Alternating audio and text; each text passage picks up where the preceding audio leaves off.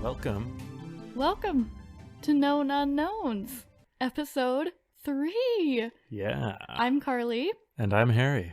And we're excited. Yeah, because it's almost Halloween. It's almost Halloween, guys. We're very happy about it. We're going to put a little bonus episode out on Halloween. Okay. That's happening. Yes, we are. Yeah. What do you mean, okay? We talked yes, about we are. this. No, I was going to, before we start recording, I was going to ask if we wanted to announce that we were going to do it. Yep, we're announcing it. Okay, cool. Well, I announced it. All right. And I'm not editing it out. Okay. That's fine by me. We don't know exactly what we're going to do yet, but it'll be great. Yeah, it'll be fun. It'll be maybe a shorter episode. I don't know yet. Yeah, probably. Who knows? Shorter, lower effort. Lower effort. Yeah, it's I don't want to do research for this one really. I was really hoping people would write in and be like, "Hey, here's my story," so I could just read it. Unfortunately, no one has. So, well, that's all right. But I do want to say thank you to everyone who has supported us and listened, because it's actually all my friends have come out and supported me and followed all our pages and actually listened. Mm-hmm. Yeah, we've had more listens than I expected. I thought we would have 3, and one of them would be Harry's mom. Right. And maybe a friend of mine. Right. That's what I thought. Mm-hmm, But we've had a lot more than I thought, and I'm really happy about it. Yeah. It's really exciting. Mm-hmm. So thank you guys. Yeah. So how was your day, Harry? it was normal. What'd you do? I worked and then I came home and first we went to the occult bookstore, then went to a vegan restaurant. Mm-hmm. And then I did more I finished up my research for this. While I watched Riverdale. Yeah. And yes, I like that show. And I'm not ashamed. It's such a trash show, and I really like it. Yeah. Yeah. I know. And I know plenty of other people who agree that it's a trash show and make fun of it, but they still watch it secretly. I love dramatic TV. I would love to be on a soap opera one day. When I go to the dentist, that's all they have playing is soap operas because they have a TV in each room. Uh-huh. And then they have a big TV in the lobby. Yeah. And they only have the same soap opera running. And they just make me so happy. Because they're just so bad. And I just want to be on one so much. Mm-hmm. Yeah, I bet it's fun. Mm-hmm. Yeah, probably. You get to be ridiculous. You don't have to have any real film talent. Yeah. They're all screaming on the camera and just making big movements, and it's really funny. Yeah. I'm wow. It's like filming a high school play with your iPhone. And then you get to zoom in on your son's face when he's speaking. Right. And it's really good. And that's what it is. That's what it looks like, and that's what it sounds like. It's really funny. I want to be on one. Oh my gosh. Yeah. Harry asked me how my day was. How was your day, Carly? It was fine. What'd you do? I also just went to work and then came home and tried to take a nap. And that's it. Then we went on a walk and we went to the occult bookshop and went to a vegan restaurant where I got gluten-free vegan mac and cheese. It was really good. Good. I'm That's glad. it. Now we're sitting in our bed, drinking wine. So if there's weird pauses and gulps that you hear, it's because we're drinking wine.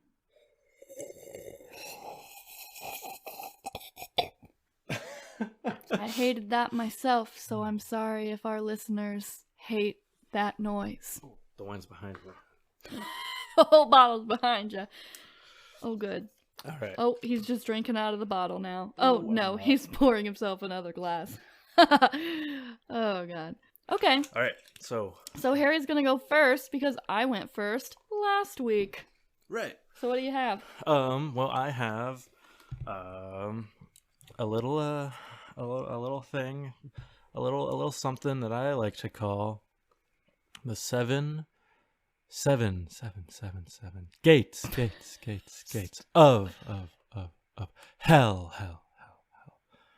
Harry did that all by himself. It wasn't even an effect. The 7 gates of heck. What if it sounded like an effect? It's because he's that talented. The 7 gates of heck. Yep. I was going to do something else this week, but since it's Halloween, I changed it up to do something a little more spookier. And it was too hard, so he needs more time for research. Well, the other one's just it's very deep, and it goes in a lot of directions. Complicated. And so you'll find out all about it on an upcoming episode. Yeah. We wanted it to be, like, really good, because it's really, really weird. And I don't know anything about it, so I just want to know all the details.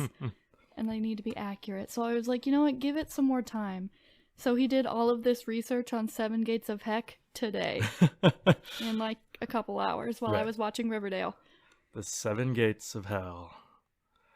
All right. And a 1, and a 2, and away we go. Read your script. Outside the town of Collinsville in southern Illinois. Ooh, you did the Illinois one. Yeah. We live there. Illinois, that's our not state. Collinsville. I always wanted to go, though. Anyway, continue. A decommissioned railroad line cuts through the woods. It intersects the roadway at several places, crossing above it on worn, graffiti-covered overpasses. Spooky. Concrete overpasses. Railroad trestles. I'm not sure what to call them. Because I feel like trestle, that implies like a more wooden type of thing to me. I don't know what the word trestle means. But I'm sure that it has a broader definition than that.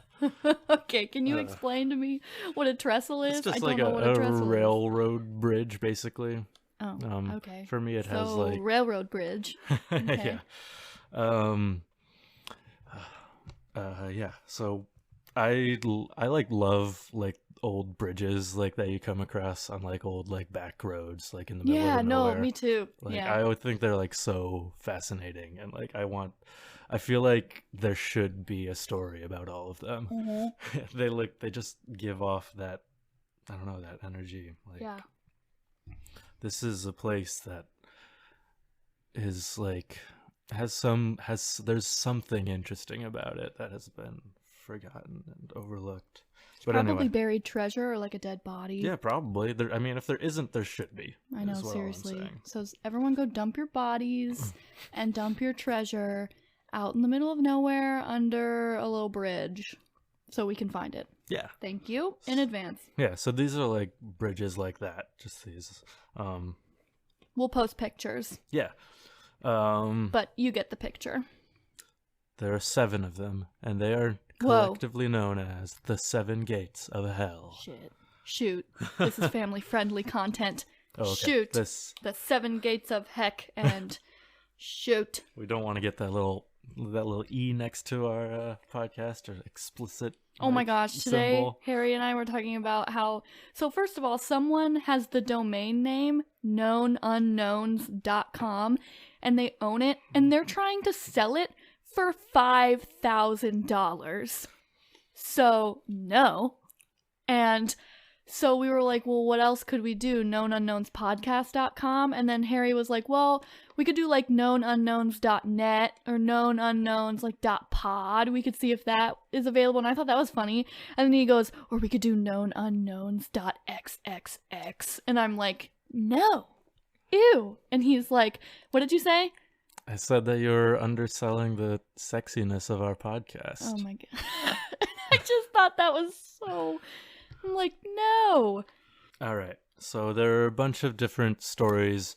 There are different like legends and stories about several of these bridges individually, but they're all tied together by this 7 Gates of Hell urban legend. I really wish you could see his hand motions right now. They're really good. Anyway, continue. They can't see it. And so all these 7 bridges, you need to so you're supposed to pass through each of them in the right order. Right. Isn't it like no one knows the right order?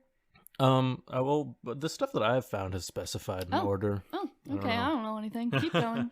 And you're supposed to pass through the last one at midnight. Oh shit! I knew there was some. Shoot! I knew there was something that was like. We've talked about this. We can swear on the podcast. Okay. Shit. Okay. Shit.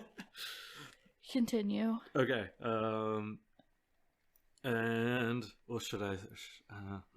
And if when you pass through the last one at midnight, a portal to hell will open, and you'll be greeted by fire and hellhounds. And That's so cool. I think some people say that you and your car will be swallowed up. Whoa. But I don't know. I don't know about that. I think that's a bridge too far. I mean, No we pun wouldn't intended. know. Oh my god. We wouldn't know That's true. if they were swallowed up. Yeah. That's what. Okay, anyway, keep going. I can talk about this for Okay. hours. It's your time to shine. All right. Anyway, yeah. Okay, so to start with, you're starting in Collinsville, Illinois. You're heading west out on Lebanon Road. Soon you'll come to the first gate. There's no particular stories about this gate. It gives off less creepy vibes than the other one because it's like on the main road and closer to town. It's still Okay. it looks pretty So similar gate to the number others. one is pretty It's pretty meh. pretty vanilla, Vanilla. pretty. It's a pretty white bread kind of bridge. Cool. Yeah, I mean it's still covered in graffiti and stuff, but Good. it's in it's like in a wooded area. Okay. I don't know. So it like on a dark and stormy night, it can give off. Right. I mean, it sounds fun, but whatever. Mhm. But Okay. then from there, soon afterwards, you make a left onto Lockman Road, where you'll come to gate number 2. Gate number 2. This one has a few different stories about it. The first is about a young African-American boy who was chased at some point in history through the surrounding woods by the local KKK. Oh, man. Then he was eventually caught, and they hanged him from the bridge. No. Yeah. No. I don't know if this story is actually confirmed. I think it might just be like a story that Isn't people it like tell. Isn't it like people hear stuff under bridge number 2? I Something think like so. that? Yeah, And that's why they're like, oh, because the boy was hanged here. Right. Yeah. man. And supposedly, like people say that you sometimes like see a boy like hanging from it. Oh, I would die. I guess. And then there's another story that there were 2 men who were in love with the same woman. Things turned ugly, as they do, and one thing led to another, and one of them hanged the other one from the bridge. What? Wait, what? What?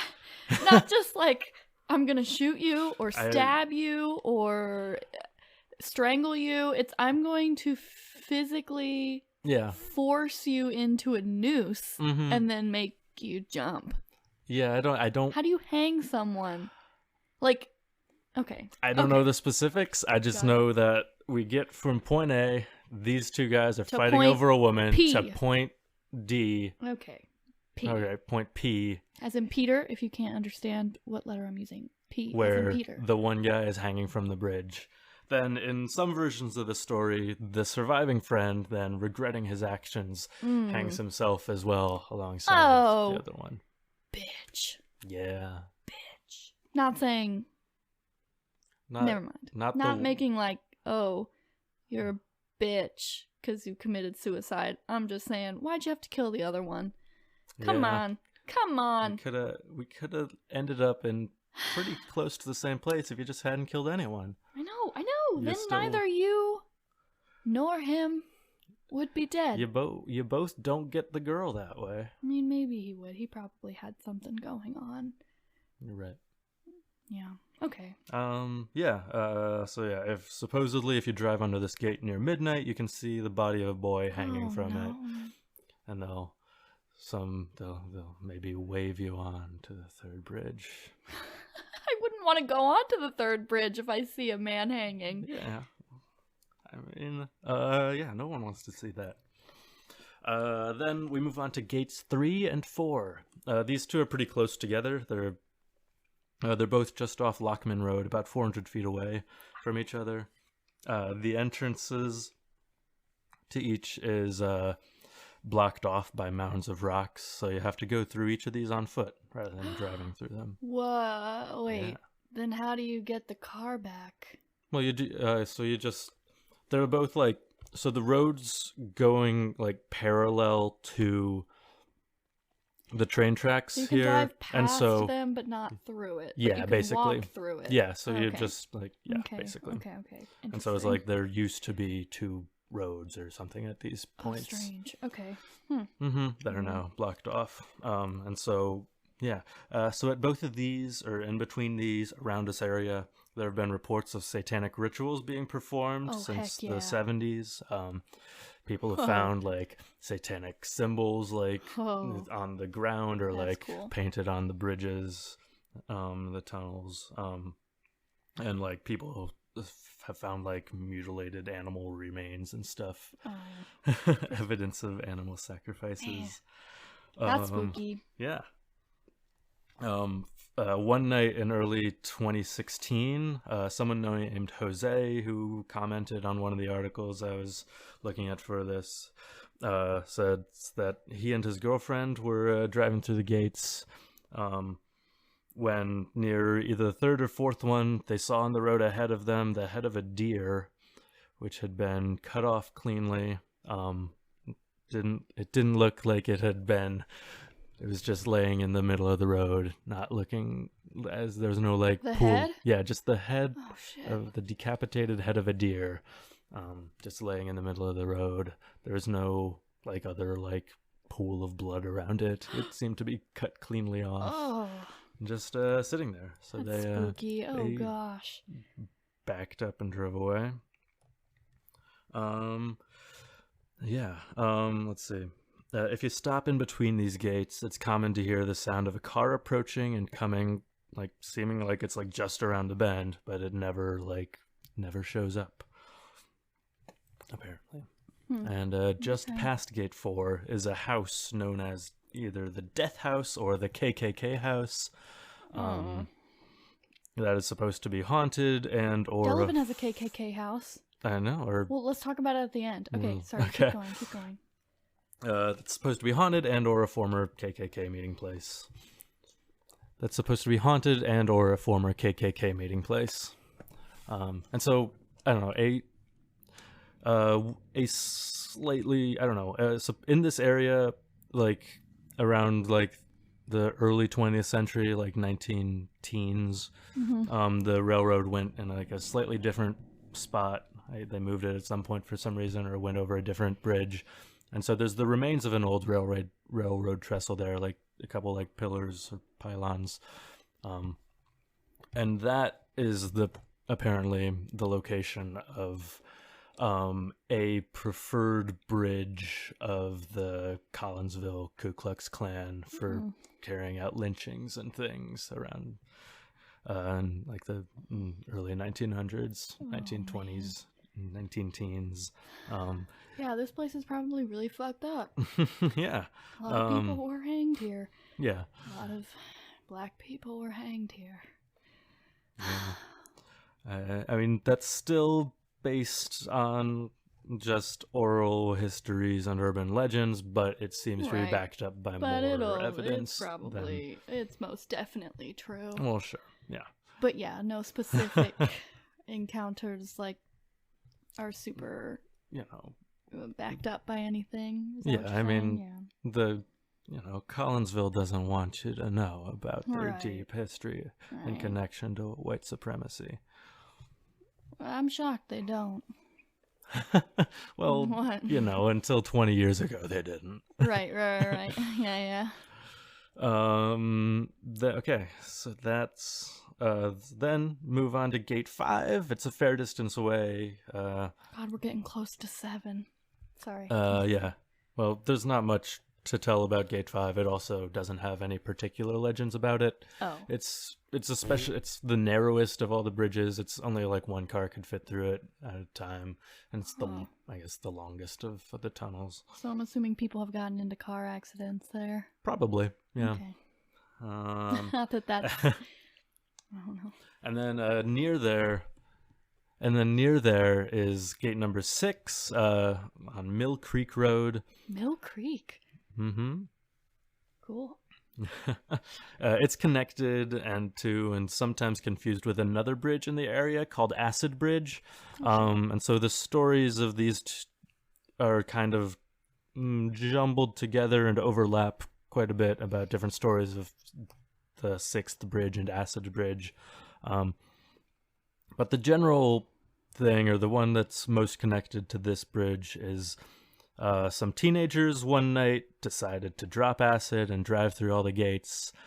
They made it through the first 5, all right. Drop acid? Mm-hmm. Like do acid? Yeah. I thought you meant drop buckets of acid off the bridges. And I'm like, okay. No. Where do you get that?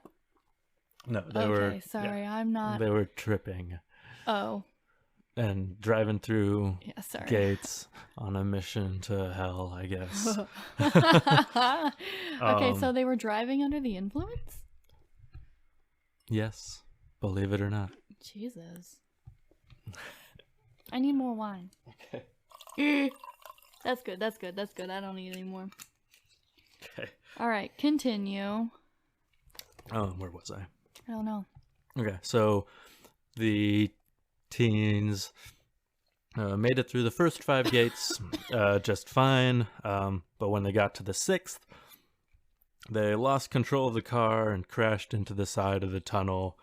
The car was quickly engulfed in flames, and they all died.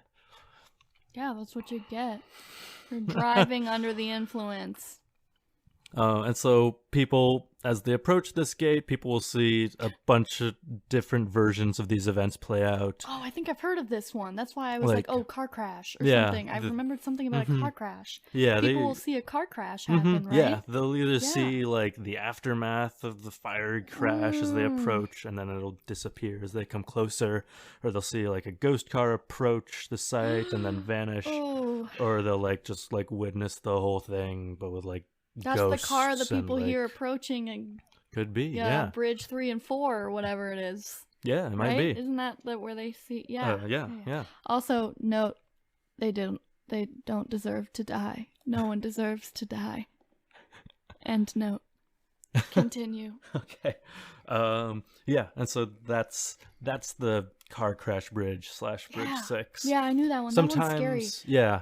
Sometimes people will also see like a car connected to another version of the story. They'll see like when they're at gate 6, like a car will pass them, and then it'll keep going, and then as it goes over Acid Bridge, which I guess is pretty close by, it'll disappear. No. Because in another version of the story, they drive off of Acid Bridge and crash. Oh shoot. Mm-hmm. Creepy. Okay.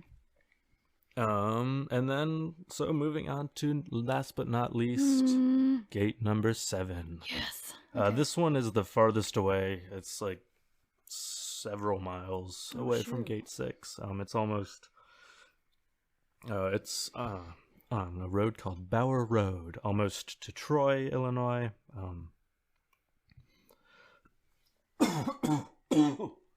At this gate, there aren't any really other non-connected stories, just that if you pass under it at midnight, you'll open a portal to hell, and the hellhounds will come out, and they'll if you try to run away, they'll get you. Why would anyone want to do this? Well, to see if it really happens? Yeah, just I guess so. I guess I want to do it. Yeah. All right, keep going. What do you want to do it because it's not going to happen, but what if? True. It'd be cool. Yeah. So that's, yeah. There is another version of the story where, like, you have to go through all 7, and then you have to go through them in the reverse order, and then when you get back to gate 1, that's where the portal will appear. Yeah. There's a bunch of different versions, like you have to loop through, or like you have to get to the last one on like they're all... You have to do it at midnight on a full moon or whatever. Yeah, there's a lot of weird There's always new rules added when it doesn't happen. Right. So, lots of rules. So let's see, just some miscellaneous things. Jose, the guy who saw the deer head at gate 3 and 4, also says that around the same time, a friend of his showed him a picture of a decapitated deer on a post near Acid Bridge. Ooh. Yeah. And then another commenter on that same site said that in the 70s, their mother was driving through the gates with friends and somebody threw a bucket of blood on their passing car. Oh my gosh. Yeah. How scary. I know. And yeah. Oh my god. Fake blood? Hopefully? They just said blood, so who knows? Oh. Probably not human blood. I wouldn't. Oh god, I hope not. I hope No, not. It wasn't. What would you do? Would you call the police? Yeah. Or would you just wash it off? No, I wouldn't touch it. I would call the police. I wouldn't even get out of my car. I'd be like, someone threw a bucket of red substance on my car. Mm-hmm. I think it's blood. Yeah. They get there and it's just like ketchup. Right. Someone throws some Halloween blood on your car. That's a good prank. Throw like a bucket of Halloween, like fake blood. That's really good, actually. Right. Well, it's the 70s, so they don't have cell phones, so they can't call the police from there. Okay. Well, they can page. Were there pagers? I don't think so. Damn. What If was they there? were just Car phones. There were car phones, Okay. right?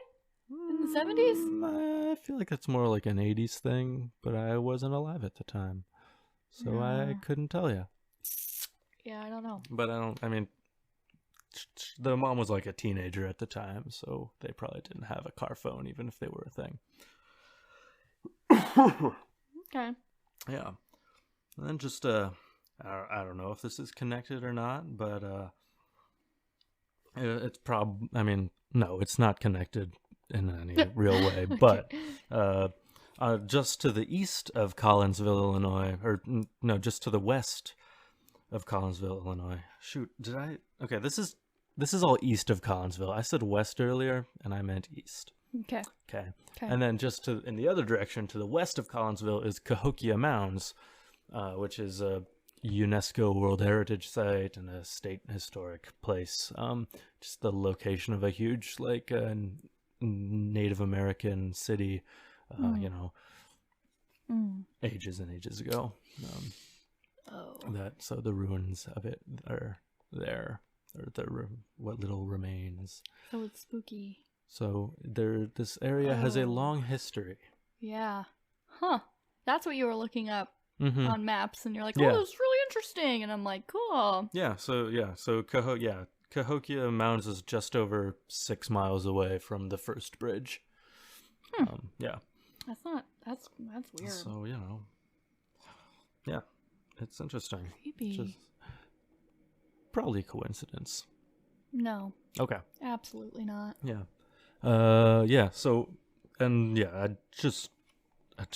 I wanted also to mention that there are, as you alluded to earlier, there are other 7 gates of hell, like, stories, like, all around the country. I know of at least 3 others, I think. One in Pennsylvania that seems to be more well known than the Illinois one, though. Oh, dumb. Okay.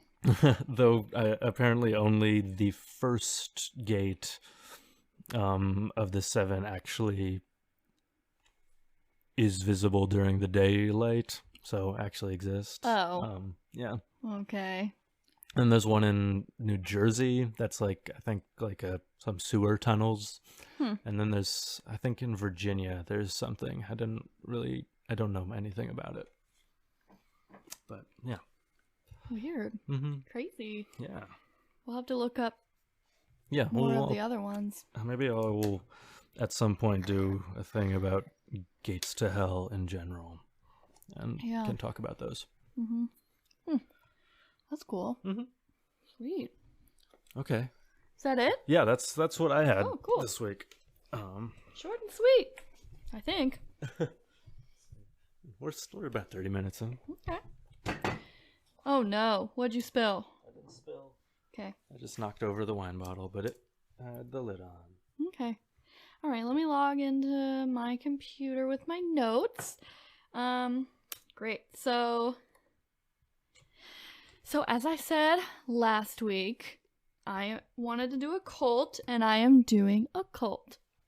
So this one I think it was my sophomore year of college. Okay. I was taking a religion through film class. Super interesting. Loved it. Anyway, we had to write about This was for a different class than that. No, it wasn't. No, because first you took the religion through film class with her, then you took... No, I took religion in Chicago, then I took religion through film. Oh, sorry. Yeah. Mm-hmm. And so I had to, like, connect it through some theory. I had to connect, like, a religion of some sort to, like, a theory of, like, some philosophy, I don't know, religious scholar, I don't know. And so I wanted to do a cult and connect it to, like, charismatic leaders. Mm-hmm. Because that's, yeah. So then I was like, Jonestown, I'm gonna do Jonestown. And then she was like, well, see, the thing is, I want you to look at similarities and differences, and Jonestown is the perfect example of charismatic leaders, and there's not really anything that's like textbook definition. So she's like, find something that might be a little different. So then she suggested that I write about Heaven's Gate.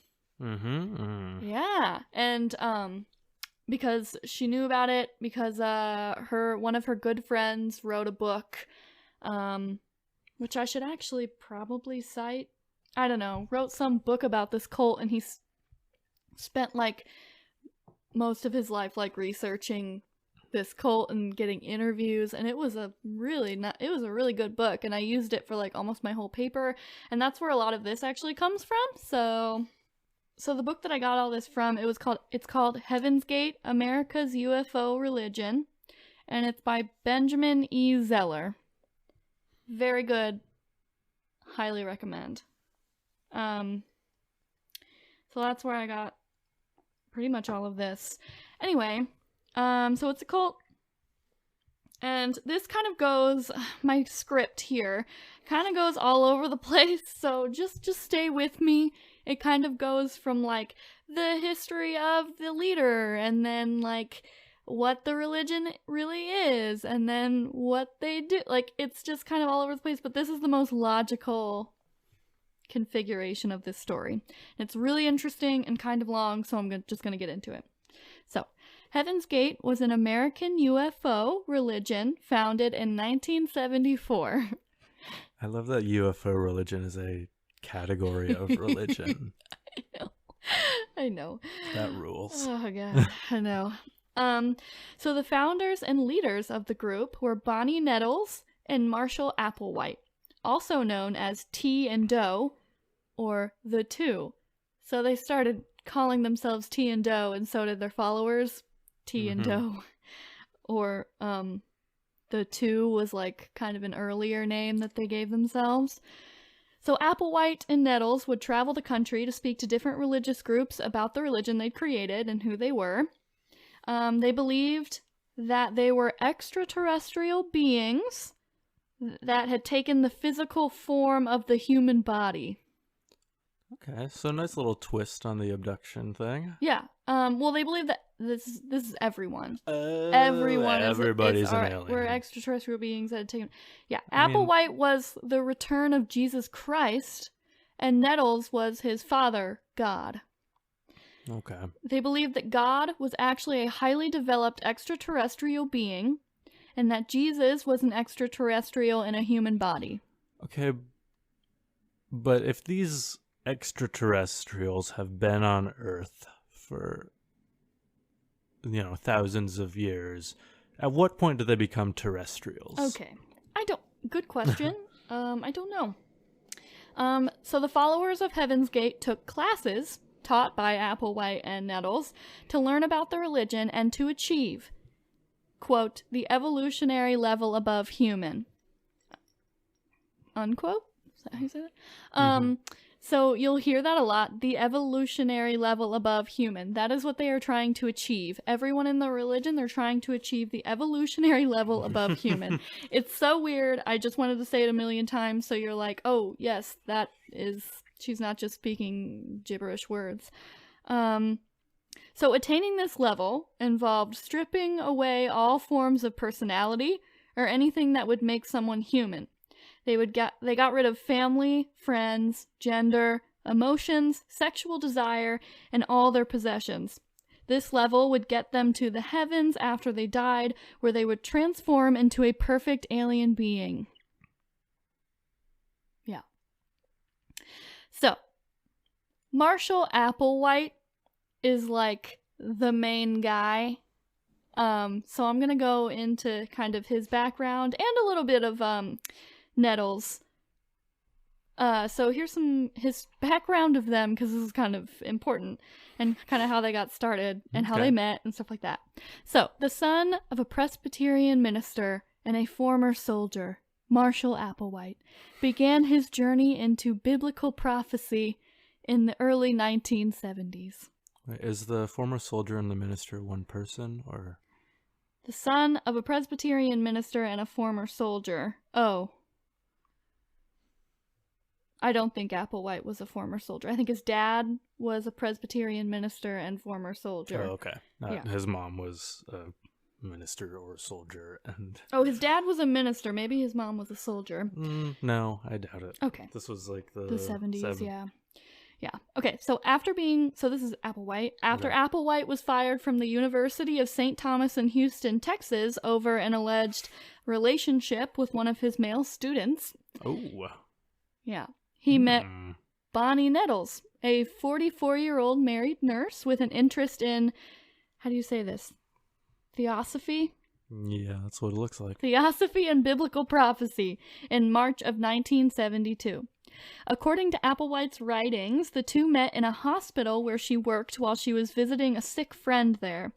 Applewhite later recalled that he felt like he had known Nettles for a long time and concluded that they had met in a past life. Or he'd been stalking her.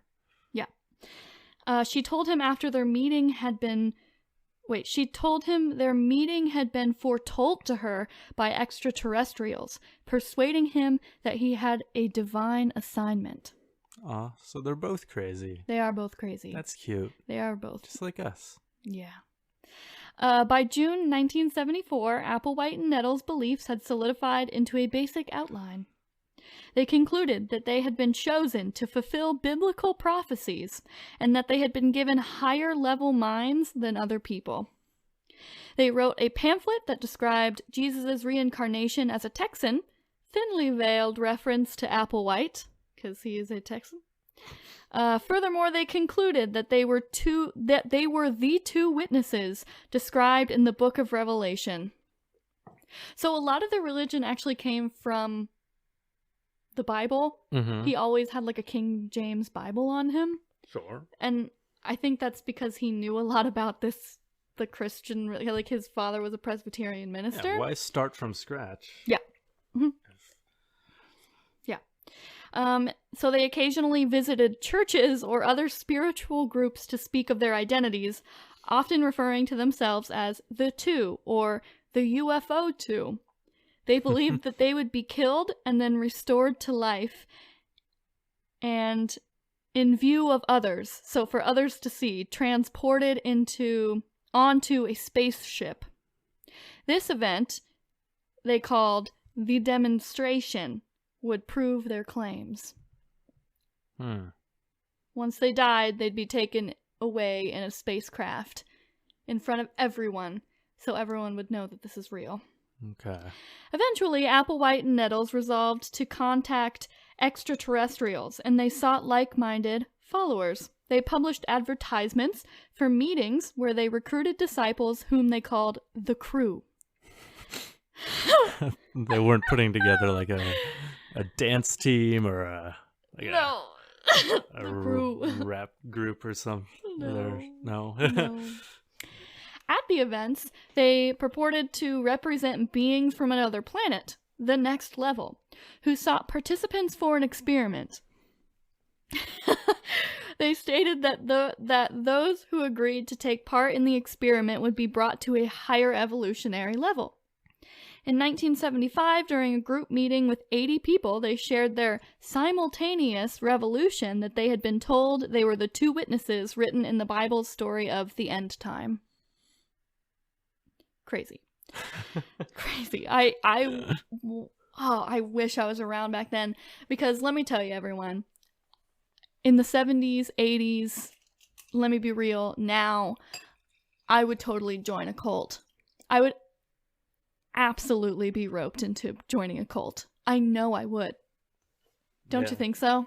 I'd be in a cult. Sure, yeah. And that would mean that I'd be roped into joining a cult too. Well, we probably wouldn't have met. Well, it's the 70s or 80s. Right. Yeah. Okay. But I was a devout Christian for a while. Mm-hmm. Firm believer. Yeah. That's culty already. Definitely. No shade to anyone who is, honestly. Hey, that's mean. Okay. But I'm not. But I absolutely would join a cult. I was definitely one of those people who was searching for, like, very, I don't know. I just wanted some sort of spiritual connection or answers, and I would have joined a cult. Absolutely. Anyway, so later in 1975, the crew assembled at a hotel in Waldport, Oregon.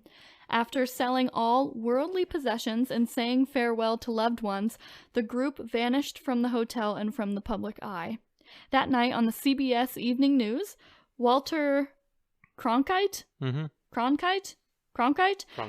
Great. Reported that the group had disappeared, and one of the very first national reports on the developing religious group.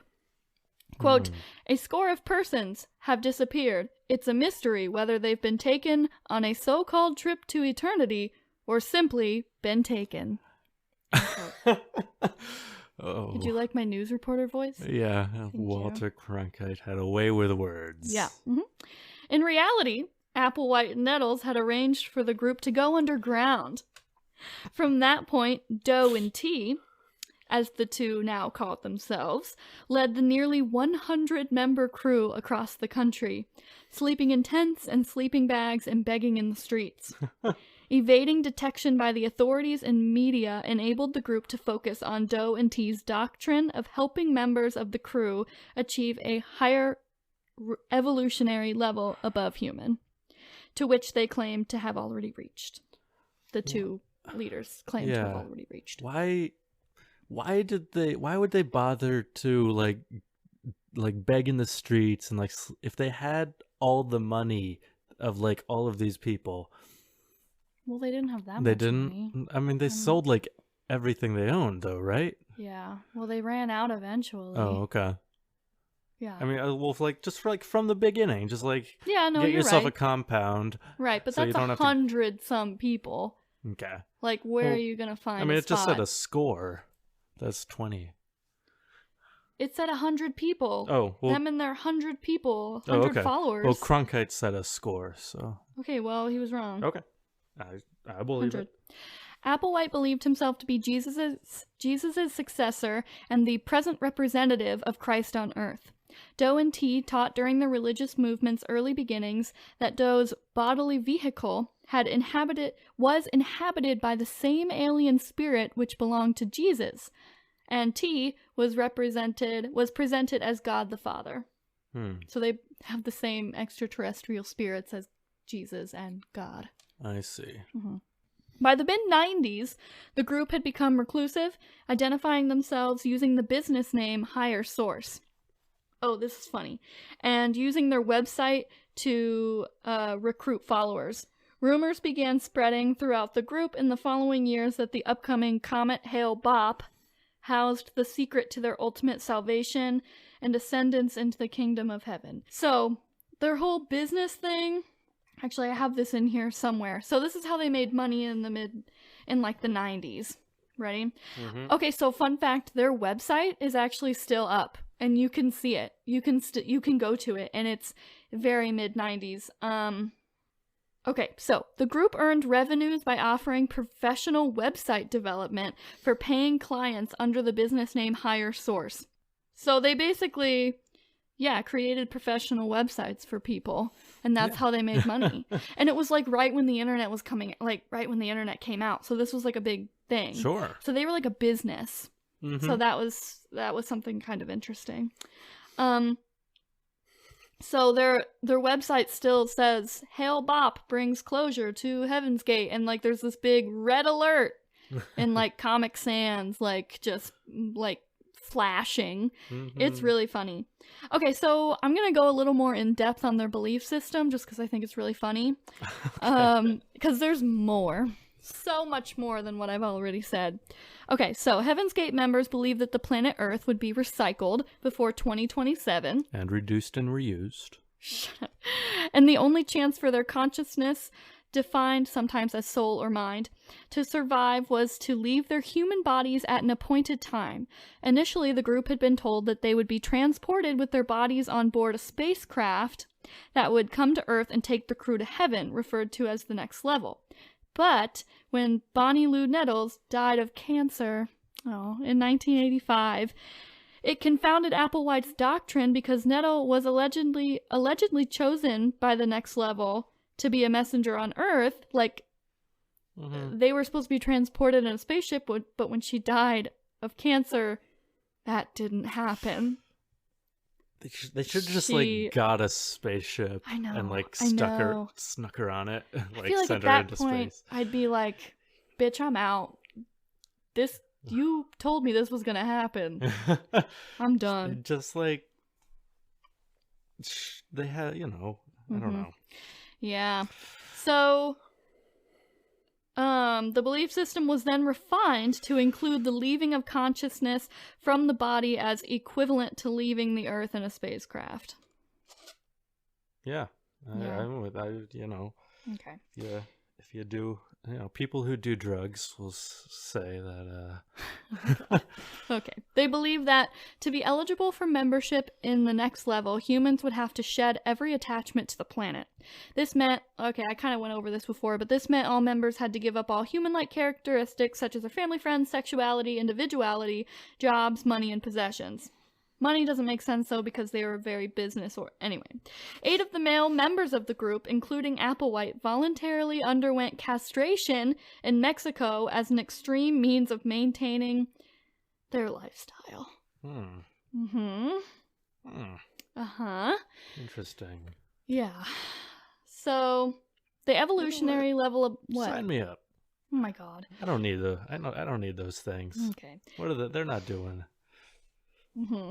So the evolutionary level above human was another world in our universe where residents live in pure bliss and nourish themselves by absorbing pure sunlight. At the next level, beings do not exchange in sexual intercourse, eating, or dying. Heaven's Gate believed that what the Bible calls God is actually a highly developed extraterrestrial. Members of Heaven's Gate believed that evil aliens called Luciferians falsely represented themselves to Earthlings as God and conspired to keep humans from developing. Technically advanced humanoids, these aliens have spacecraft, space-time travel, telepathy, and increased longevity. They use holograms to fake miracles, and Heaven's Gate believed that all existing religions on Earth had been corrupted by the evil aliens. Yeah. Luciferians, everyone. Over time, Applewhite also refined his identity in the group to encourage the belief that the walk-in that was inhabiting his body, so like the spirit that was inhabiting his body, was the same that had done so to Jesus 2,000 years ago, which we've addressed. What was it doing in the meantime? Do we know? No. Okay.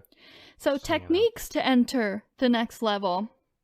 So how you graduate. There's 4 ways. Physical pickup onto the Tila spacecraft, which is the evolutionary level above human, Tila, and transfer to a next level body aboard the craft. So, or number 2, natural death, accidental death, or death upon random violence. Here, the graduating soul leaves the human container for a perfected next level body. 3. Outside persecution that leads to death. And this was only because Applewhite was so paranoid that the American government would murder the members of Heaven's Gate or himself. And 4, the last one, he like kind of added this in at the end. Willful exit from the body in a dignified manner. Near the end, Applewhite had a revelation that they might have to abandon their human bodies and achieve the next level as Jesus had done. Did Jesus commit suicide? Well, according to him, according to him. Well, so, I think you know where this is going. If Jesus is God, and God killed Jesus, then... Yeah. Hey. He killed himself. Yeah. But according to him, Jesus is not God. Yeah. Okay. Well, anyway, in October 1996, members of Doe's clan began renting a large home, which they called the Monastery, a mansion in a gated community of upscale homes in Rancho Santa Fe, California. They paid $7,000 per month in cash. Yeah. In the same month, the group purchased alien abduction insurance that would cover up to 50 members and would pay out $1 million per person. The policy covered abductions, impregnation, or death by aliens. Oh, that's a racket I don't need to get into. Yeah, seriously, that's so funny. I need that. What if I'm abducted by aliens? Well, I will sell it to you. Great. Only a cool $50 a month, and oh god. Okay. On March 19th through 20, 1997, Marshall Applewhite taped himself in the Doe's final exit, speaking of mass suicide, and asserted it was the only way to evacuate this earth. Oh my gosh, you guys can see these on YouTube. All his videos, all his teaching videos, all his exit statement videos, and all the exit statements that the members made right before they committed suicide. Because they all commit suicide. Spoiler alert. I assumed you guys knew this was coming. They're all still up, and they're all on the website too. It's creepy. It's so weird. You should watch them. They're so funny, but very weird. Like, I'm like, oh my god. Anyway. I won't be watching that. Okay, well, you should. I would rather not. Okay. After asserting that a spacecraft was trailing Comet Hale-Bopp and that this event would represent the closure to Heaven's Gate, Applewhite persuaded 38 followers in the monastery to prepare for ritual suicide so that their souls could board the supposed craft that was following the comet. Applewhite believed that after their deaths, an unidentified flying object, or UFO, would take their souls to another level of existence above human, which he described as being both physical and spiritual. Their preparations included each other videotaping a farewell message for themselves. And they're all transcribed on the website, and you can see the farewell messages, and they're all so sad. There's one, this woman is like, I don't have anything left here on earth, and I worship Doe. Like, this is all I have. And then in a documentary, the husband and kids of that woman was like, I watched that. Because they had originally all joined the cult as a family, and then they left and the wife stayed. And so it, like, just watching him, like, hearing him talk about how he watched that farewell video was so sad. Because he was like, I watched her say that she had nothing left on earth. She had totally gotten rid of her husband and her kids. How sad. Very. Yeah. So, to commit suicide, members took, what's this? Phenobarbital? Yeah. Phenobarbital mixed with applesauce or pudding and washed it down with vodka. Additionally, they secured plastic bags around their necks after ingesting the mix to induce I can't say this word. Asphyxiation. Yes. Got it. All 39 were dressed in identical black shirts and sweatpants, brand new black and white Nike Decades athletic shoes, and armband patches reading Heaven's Gate Away Team. Each member had on their person a $5 bill and 3 quarters in their pocket. The $5 bill was to cover vagrancy fines while members were out on jobs, while the quarters were to make phone calls. They always carried and only carried a $5 bill and 3 quarters. Okay. Yeah. Once dead, a living member would arrange the body by removing the plastic bag from the person's head. They then posed the body so that it lay neatly in their bed with faces and torsos covered by a square purple cloth. 21 women and 18 men, between the ages of 26 and 72, are believed to have died in 3 groups over 3 successive days, with remaining participants cleaning up after each prior group's death. The suicides occurred in groups of 15, 15, and 9. Between approximately March 22nd and March 26th, Applewhite was the third to last member to die. 2 people remained after him and were the only ones who would be found with bags over their heads and not having purple cloths covering their top halves. Before the last of the suicides, similar sets of FedEx packages were sent to numerous Heaven's Gate affiliated or formerly affiliated individuals, and at least one media outlet, the BBC department responsible for Louis Theroux's Weird Weekends, for which Heaven's Gate had earlier declined participation. I don't know what was in the packages. Oh, I think with the tapes. Probably. Yeah. Among these on the list of recipients was Rio D'Angelo. The package D'Angelo received on the evening of March 25th, as other packages sent had, contained 2 VHS videotapes, one with Doe's final exit and the other with the farewell messages of group followers. It also contained a letter stating that, among other things, we have exited our vehicles just as we entered them. Upon informing his boss of the contents of the packages, D'Angelo received a ride from Los Angeles to Heaven's Gate home in Rancho Santa Fe so he could verify the letter. D'Angelo found a back door purposely left unlocked to allow access and used a video camera to record what he found. After leaving the house, D'Angelo's boss, who had waited outside, encouraged him to call the authorities, alerting them to his discovery. Encouraged? Like he didn't want to do it? What? Okay. The group that's all I have. Well, no. So that's basically it. Wow. Yeah, That's but a I real did. Bummer. I know. I took some quotes off the website of these of the members' exit statements of 2. So Chakotys, they all had new names after they joined the cult, and they added Ody, O-D-Y, to the end of like the first 2. I don't know, something. So there's Chakotay and Glenody. Okay. That's who we're gonna hear from. So cool. Chakotay says in his farewell statement, these are my personal reasons as an individual for making this choice. The main reasons is that I know who T and Doe are. They are members of the kingdom of heaven, and I know it. I knew the day I met them. I can't explain the reason for my recognition unless I knew them in a previous life. That was just part of it. They were all like really long. Mm-hmm. And then Glenody said, I know who my older members T and Doe are. I believe in, cleave to, trust in, and rely totally upon them.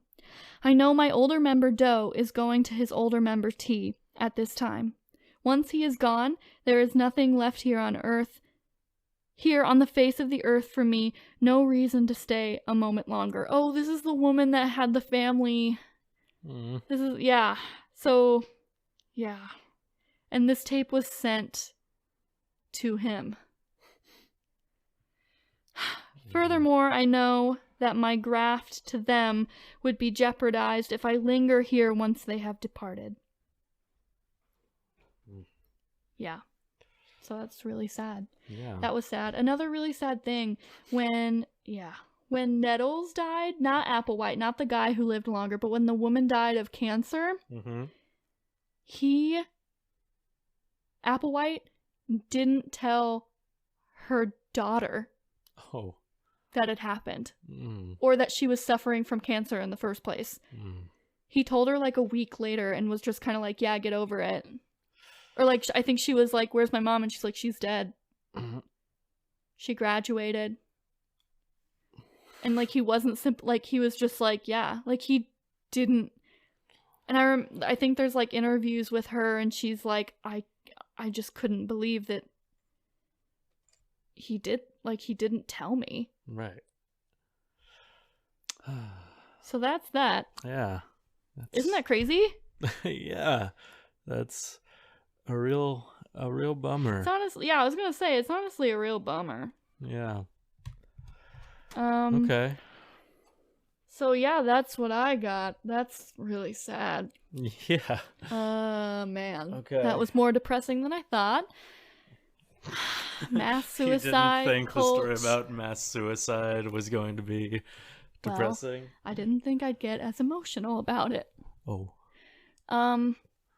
So want to end on some kind of positive note? I don't know. What did we learn today, Carly? Oh my god. I don't know. What did you learn today, Harry? Oh, that old like evil actions can stay with a place, either in the form of ghosts or in the form of Are you talking about what we learned from our stories or what we learned today? Just generally. In general? I don't know. However you want to interpret the question. Okay. So that's what you learned today? Sure. Yeah. Oh, okay. Yes. Yes, that is. That's what I learned today. What did I learn today? Oh man, I don't know. Okay, that's all right. I didn't really learn anything. Everyone asks, like, what'd you learn today? Like, sometimes in class, the teacher will be like, just name one thing you learned this week. And I'm like, I don't know.